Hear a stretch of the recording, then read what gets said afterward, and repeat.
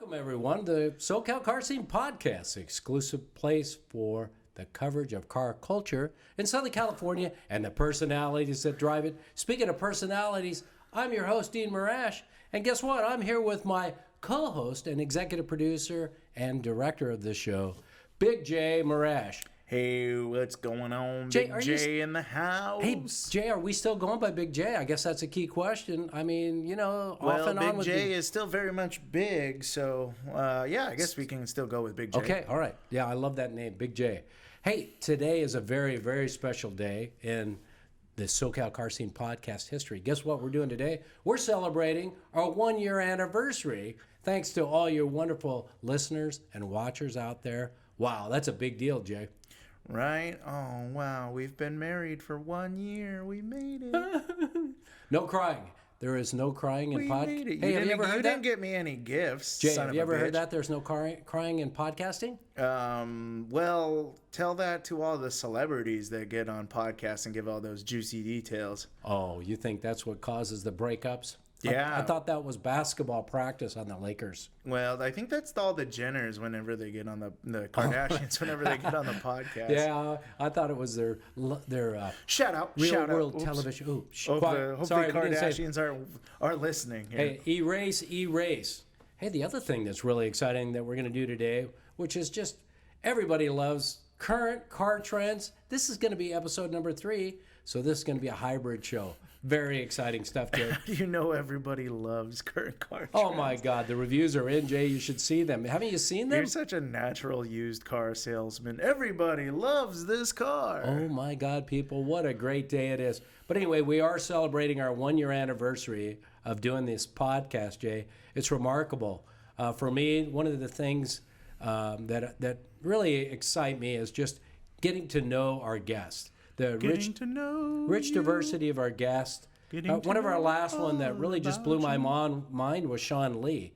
Sean Lee had a troubled youth, came from a foreign country, Taiwan, and really just started off life rough. And now he's so generous with his life. I mean, just blown away at all the great stories and the great people that we've had here and on the show. Yeah, it's really been a lot of fun to see the diversity of everybody that we've had here on the show. It's quite amazing just how many different types of personalities there are in the car world, but yet everybody has this love of cars somehow. Well, the couple of observations on my part. One is we've had some famous people, right? Wayne Carini is an example from Chasing Classic Cars. And it struck me what a down-to-earth, nice guy he was. And the fact that he was on our show is amazing. But what a great guy. Are there any guests that you've just been blown away with or really just super excited about, Jay? Anybody that comes to mind? Who's one of my favorites? I think I really enjoyed having Sam and Simon. I'm sorry. Simon and Jay. Simon yeah, Ware. Simon and James Ware from the. Was it South OC Cars and Coffee? Yeah, I can't even think about Get some coffee. Yeah, no, South coffee. OC Cars and Coffee. Yeah, those guys were a lot of fun. That was probably the most fun that I've had being involved in the episode. Okay. I miss those days when I could actually be on the air, but hey, speaking of which, you're on the air today. I know. I don't know if you noticed. Now with this new technology, I can now be on the air and we can talk to our guests at the same time.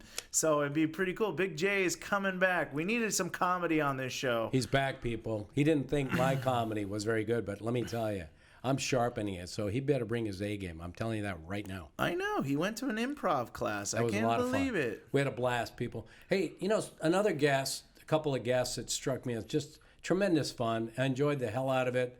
Doug and Marisa Campbell. What'd you think? They were just pure fun, a total adrenaline rush. I did not want that to end. Yeah, they were cool. They were a lot of fun. It was really nice to interview a married couple on the show because it provided like a certain dynamic. Marisa is very funny and Doug almost seems a little bit straight-laced, and they kind of like work off each other that way. So it was a really cool dynamic to watch.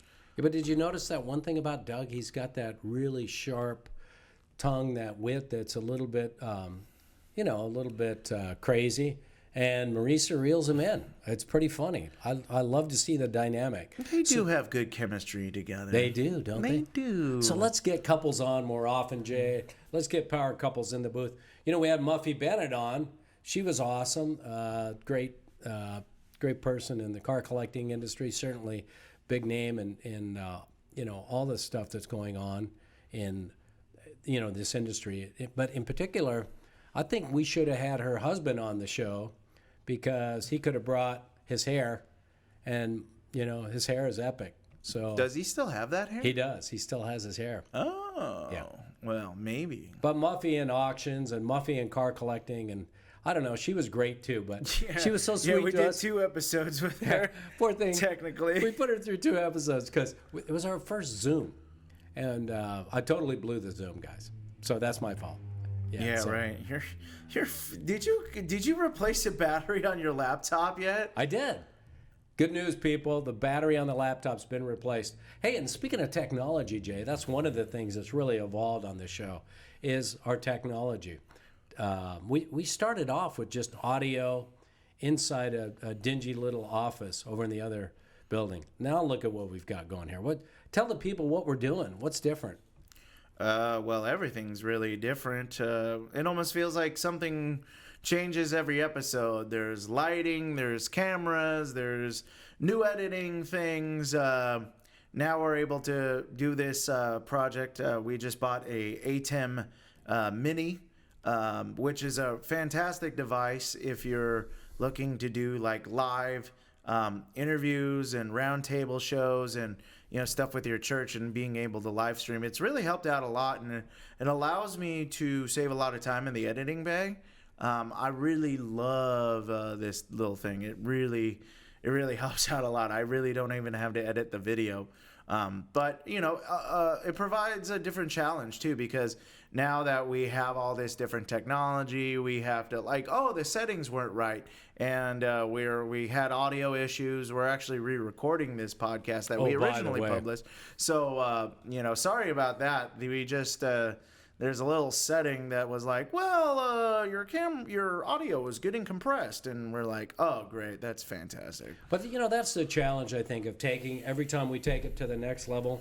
We've got new lenses on the cameras. We've got a brand new camcorder over here that Jason just invested in, and so 4K, yeah, 4K, whatever the hell that means, people. I don't know. But the nice thing about it is, you know, we're really bringing better photography or, you know, just video and audio, but every time it's a challenge because we've got to master the new technology. So we appreciate all your patience out there in YouTube land as well as podcast land. Well, there's always something new to learn. I've noticed that the more I've advanced in my video proficiency, there's always something new to learn. It's like, oh, that's the mistake that we made this time. Let's fix this. And then once you fix that mistake, it's like, oh, here's another mistake that you learned. Here's another thing you got to do better. Well, thanks a lot. So all those aspiring podcasters and YouTubers out there, hang in there. We've been through the challenges. We know what you're going through. Hey, and the one last thing I'd like to say, Jay, is we really advocated well for women that are involved actively in the car scene. Amy Shackelford, most recently the Petro Girl, certainly Sarah DeCarmen, Martina Kwan, just to name a few. And I'm surprised you actually said those names correctly. I'm really on one tonight. It's the coffee and the SoCal car scene mug. Right. But honestly, Jay, Sam and Simon wear. It just, yeah, right. Huh. That's ironic.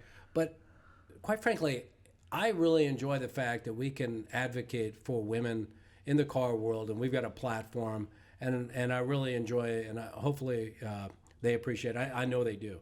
Yeah, we're such feminists, aren't we?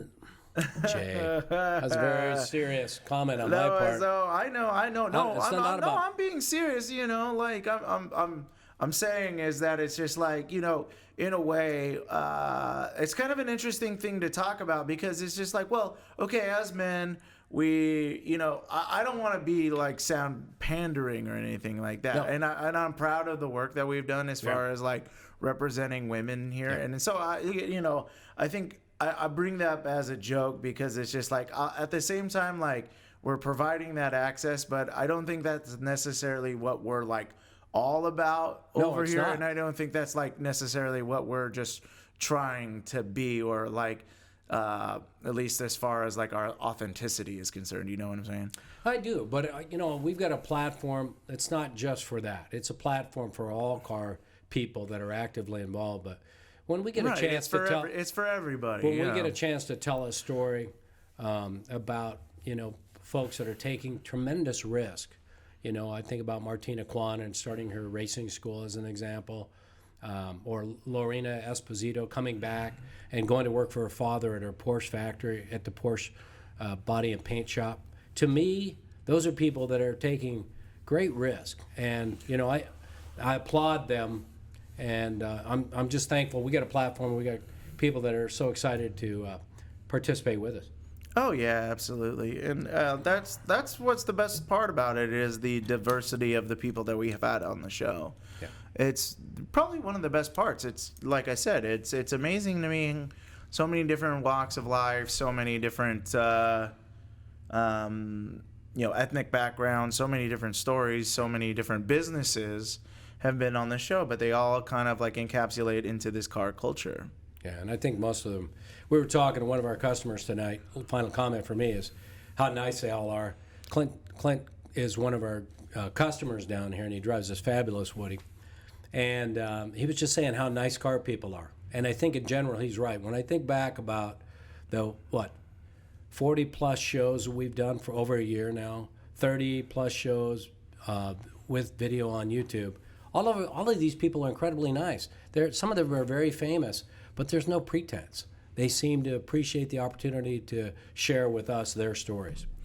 Yeah, that's the best part, is that it seems like there's really not been any I'm better than you personalities that we've had on the shows. No, like, oh, I'm such a superstar car celebrity.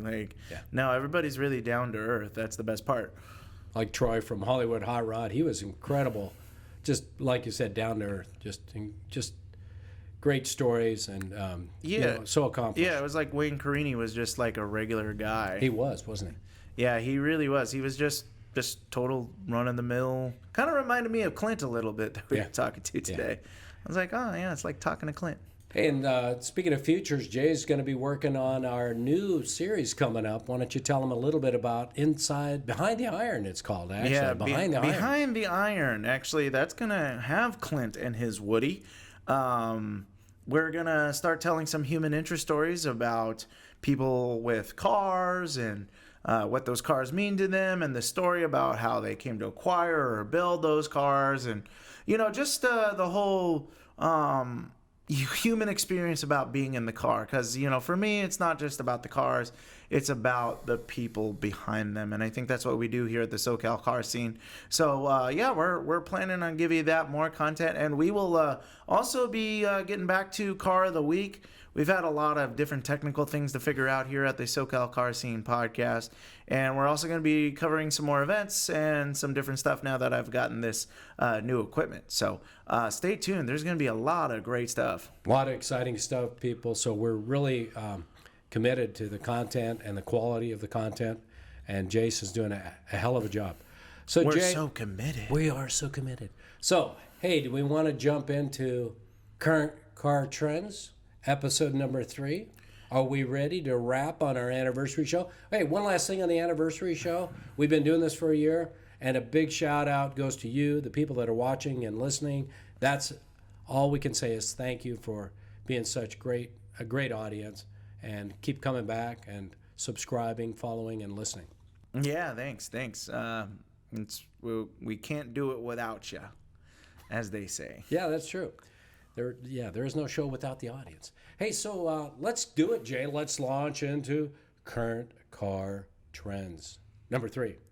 Number 3, Return of the Jedi. It's got to sound a little clunky and weird, doesn't it? Hopefully it sounds better than, hopefully it turns out better than Godfather 3. Godfather 3, yeah, that was bad.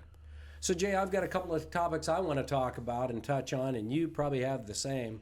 Do we want to dive into one? Do we want to tell them what we're going to talk about? You're the host of the show, man. Lead the dance. All right, here we go. I'm dancing. Are you ready? Are you guys my dance partner? Yeah, right. So I've got 2 things that I'm really passionate about right now. I want to talk about that incredible 2020 Hummer. That thing is amazing. So we're going to spend some time chatting about that, gaining Jason's perspective as well. But the other thing I'm really intrigued about is the potential death of all these car museums and the unfortunate influence COVID-19 has had on that. So those are my two topics. What about you, Jay? What do you got for the listening, watching audience? Can you Give it to us, Jay. Give it to us. What do you got? No, man. You know what? I just think it's funny that that's just the way that you do this. You just like, you string people by along. You're like, oh, Jay, tell them about the story about the time like you did X. And I'm like, well, what? That's like, how this is how you take people deer in the headlights. That's how you do it in the news, Jay. You got to say, hey, stay tuned for the really? weather through the whole Well, forecast. hey, what's it looking like now today, Dan? Well, I'll tell you that there is a big front moving over the northwest here today. Jay, you screwed that up. You got to say, stay tuned for the weather, stay tuned for the sports, and then jam all that in the last 3 minutes. That's what they do, Jay. Come on. Everybody knows that, Jay. All right, tell us what you're going to share with us, would you? I think we're going to talk about what the generation's like.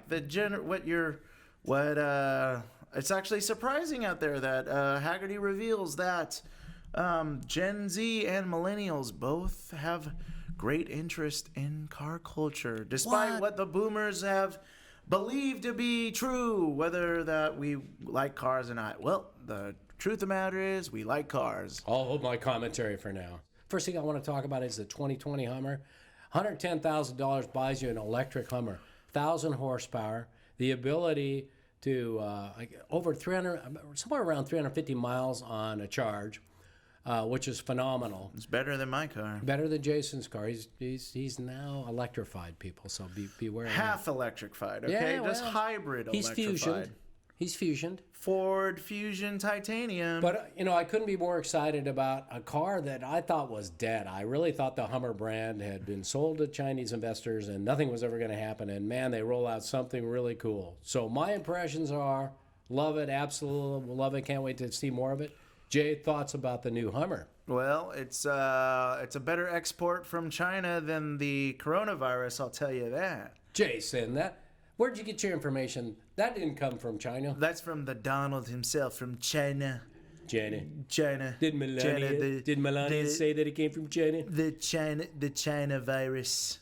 All right, so you're sticking with that. All right. What do you think about the Hummer? And that's not a bad Trump imitation, by the way. That's pretty good. The new Hummer, interesting. Well, it's kind of like this push to like Elon Musk bringing out his new electric SUV. It's a really cool concept, a really cool idea. I just don't think how can you necessarily sustain power for that long? I mean, 300 miles. I mean, I'll believe it.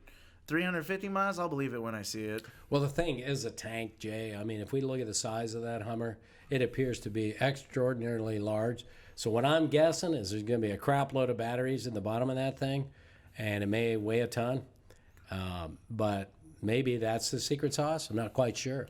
Yeah, you know what? I'll be quite interested to see the weight on that and how they designed everything to me, because it seems a little bit far-fetched that they're just going to generate all that mileage on electric power alone. Okay, all right. Well, call Jay a skeptic, but for me, the other thing I like about that thing is it crabs. So if you get stuck like between rocks, the thing will actually crab at an angle, and you can go sideways with that thing.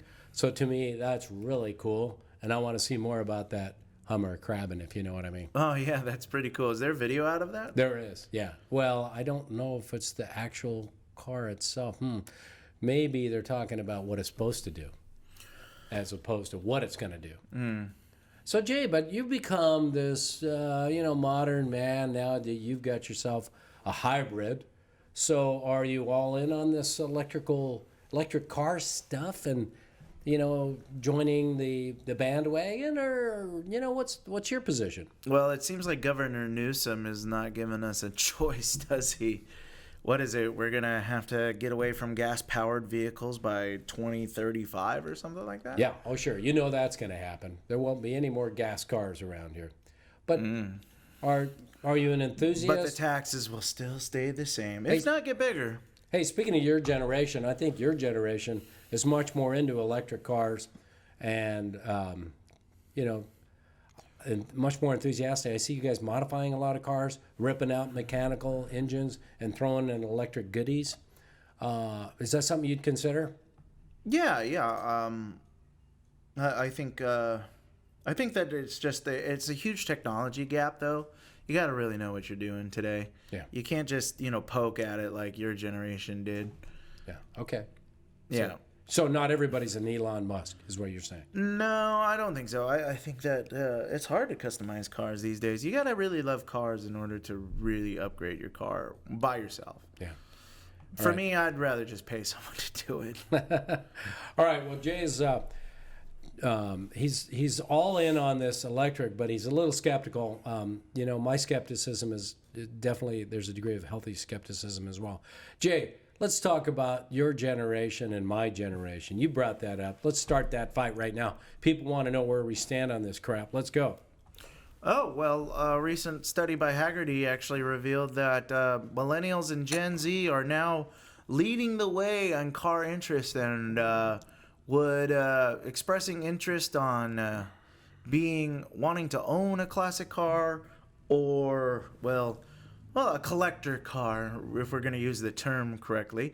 So either they really want to own a collector car or want to participate in the group. And so that's a really promising sign, because it wasn't even just really about a year ago. It seemed like we were having a conversation. It's just like kids these days, they don't like cars. They don't, but that's not the truth. That's not the truth. In fact, you see the cars and coffee get a lot younger. A lot more interest. I think that the YouTubers and the social media stars have really influenced car culture again. It's a great take right there. So the materialism of that is really what's driving people to get back into cars, and it's fun. It's fun to. I mean, now everybody. It seems like the hot new thing is to build your own car and then have its own. Your car has its own Instagram page. Yeah, well, it's like the Ruffian right now. Ruffian's not part of your generation. Our customer, Chris. Well, he's part of Gen X, so he's cool.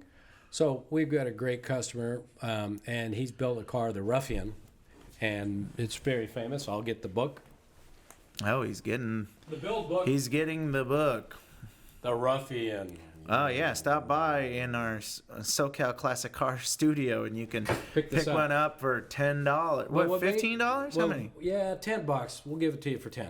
What makes this story great is that our customer built this car in his garage, and he's Gen Z, and he didn't have any.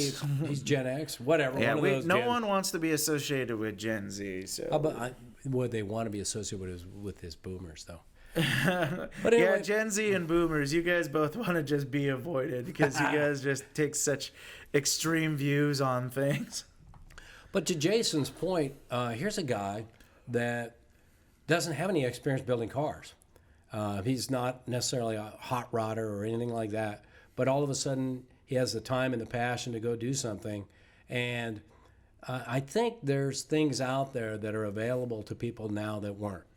The materials, the supplies, the technology, 3D printing, computers, all this stuff. And if you can get your hands on things, everything's available. Yeah. We live in the age where it seems like products are endless.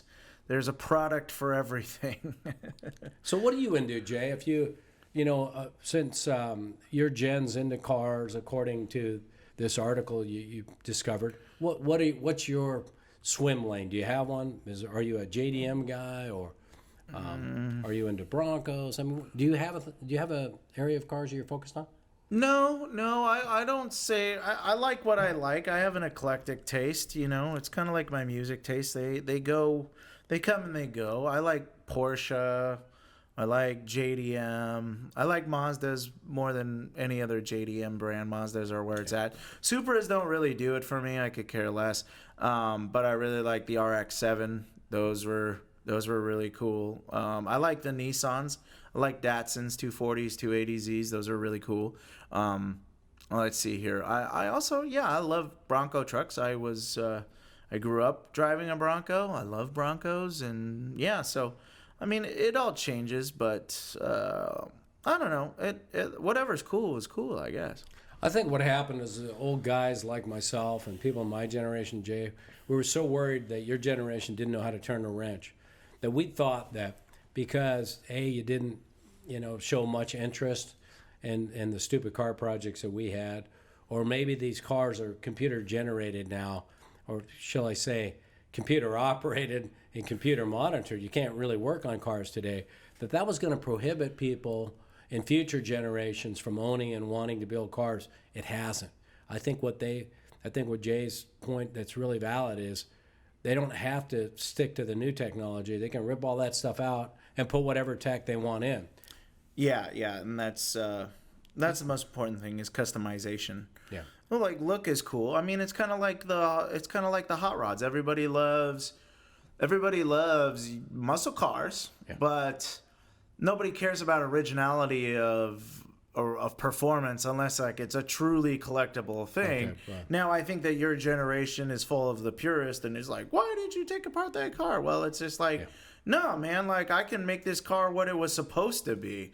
Yeah, I can put, an LS3 in a Gen 1, Gen 2 Camaro and it can kick ass. Yeah.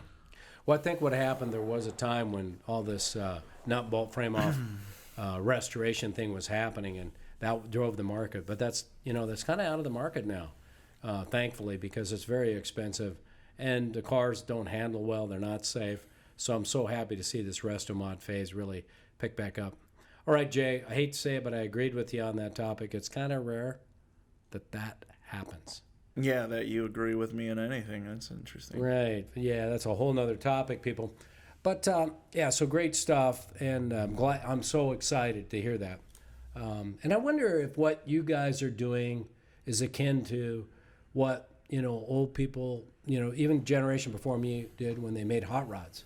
They took the 32 Ford and they used Cadillac engines and Mercury parts and whatever they had and threw it all together, and they bastardized those 32 Fords, and everybody had their own style. I think the same thing is happening now, but the plethora of parts, technology, and just instruction is so great. You can almost do anything.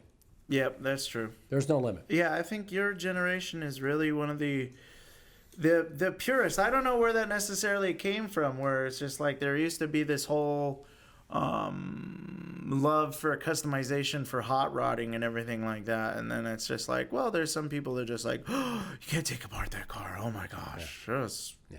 Well, we heard a little of that from Clint. The horror. We heard that from Clint a little bit today.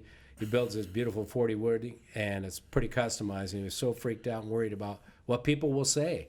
And he's had a lot of haters because he modified and chopped the roof. Yeah, no, but you know what? He's got the last laugh. He's got an incredible car. Yep. All right. Hey, switching subjects, Jay. Let's move on to the potential death of the car museum around the world.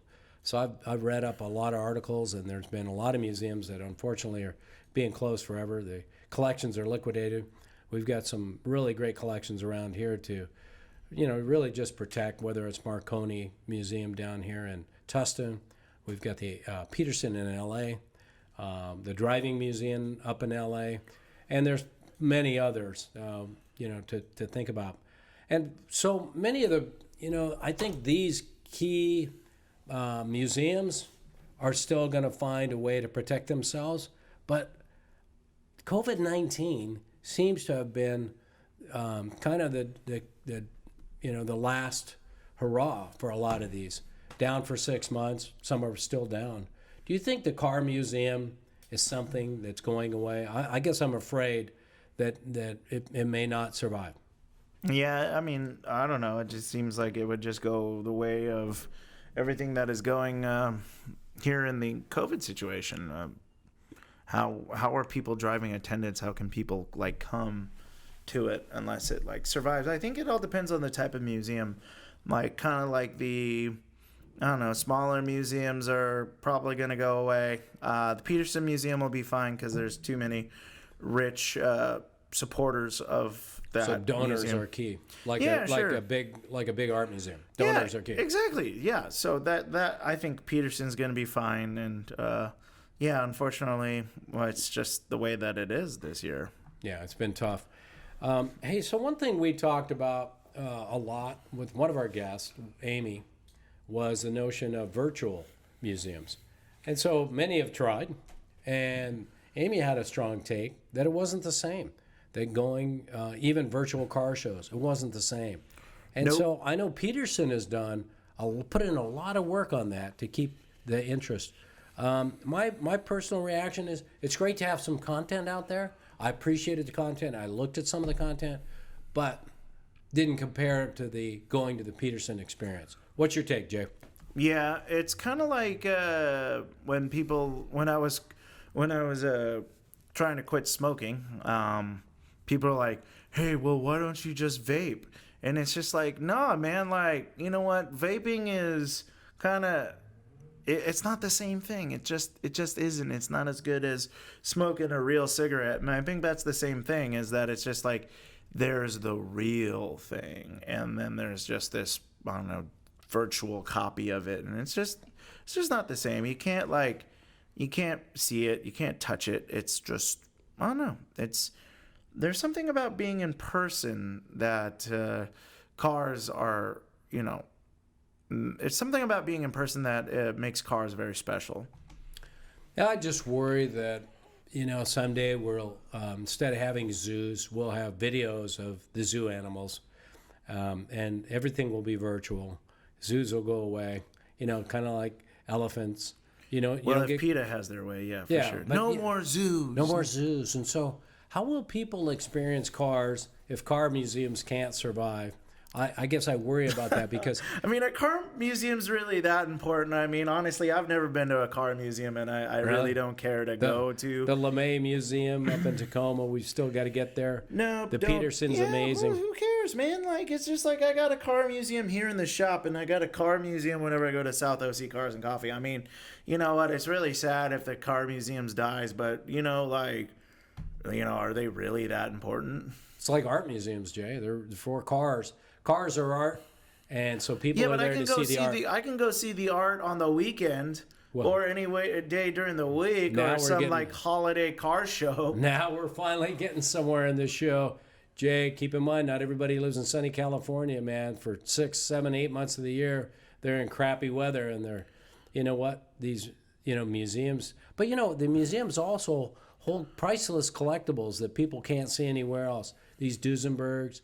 We're looking at a Ralph Lauren Bugatti up on the wall behind me. There's no way you're going to see that at a car show.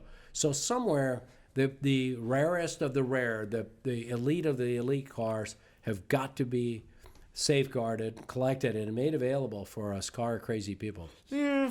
No? Yeah, again, I don't see the appeal. Yeah, okay. All right. Oh, no, that's just me. But I see it because I think of cars as art.